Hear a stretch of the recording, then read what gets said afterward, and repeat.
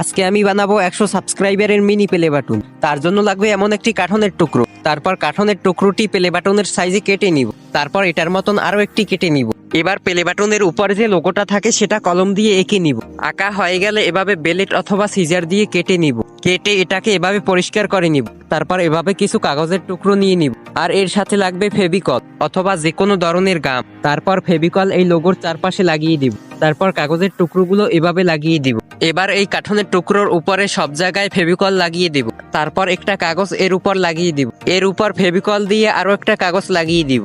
আর আমাদের লাগবে এমন একটি আয়নার টুকরো। তারপর আয়নার টুকরোটি ফেভিকল দিয়ে পিছনের দিকে লাগিয়ে দিব। আগে কেটে রাখা কাঠনের দ্বিতীয় টুকরোটি এর পিছনে ফেভিকল দিয়ে লাগিয়ে দিব। তারপর দুপাশের কাগজ এভাবে আটকে দিব। এরপর একটা কাগজ নিয়ে এভাবে বটে নিব। বটার পর সিজার দিয়ে এভাবে কেটে ফেভিকল দিয়ে আয়নার উপর লাগিয়ে দিব। এই হয়ে গেল আমাদের প্লে বাটন। এরপর এটার উপর আমি নাম লিখে নিলাম। এই হয়ে গেল আমাদের 100 সাবস্ক্রাইবারের mini play button. Play button তো বানানো হলো, এটার পিছনে যে কত ঝামেলা হয়েছে এই যে দেখুন। এভাবে আরো ভিডিও পেতে চাইলে কমেন্টে